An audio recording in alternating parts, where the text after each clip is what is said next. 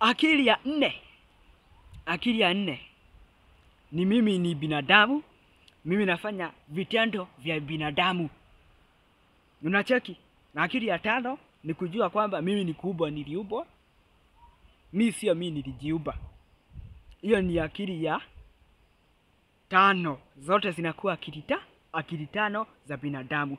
Sasa wacha tuingie kwa pointi za akili tano za ng'ombe. Ili tujue bona ng'ombe na binadamu wako na utofauti hata kama uhai ni moja.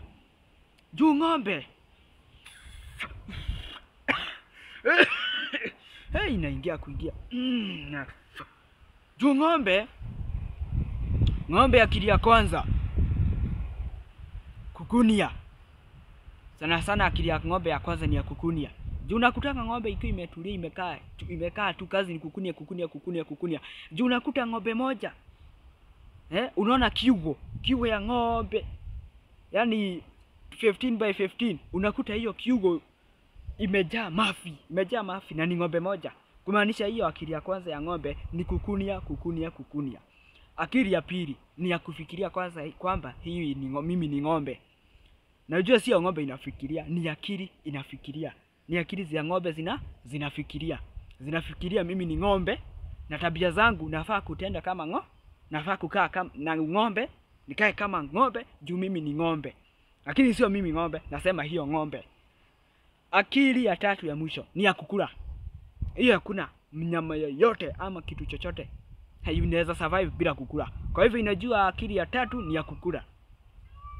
Lakini unaona ng'ombe na binadamu, nani ako na akili mingi?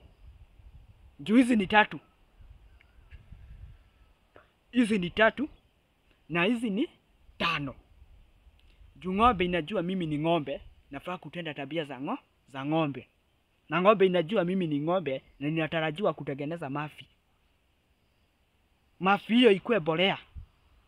Hiyo mafi ikuwe mbolea kulisha mimea.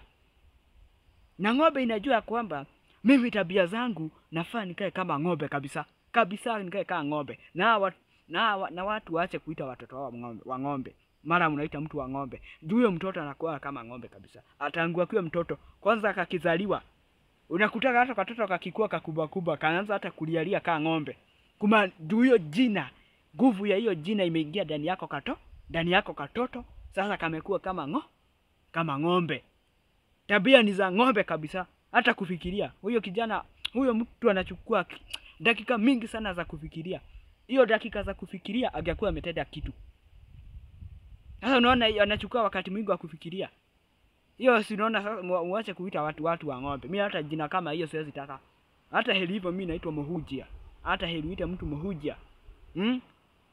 Wa kuenda, wa kurudi, wa majina. Lakini usimuita ng'ombe, atakuwa kama ng'ombe, atakuwa naitwa wa ng'ombe.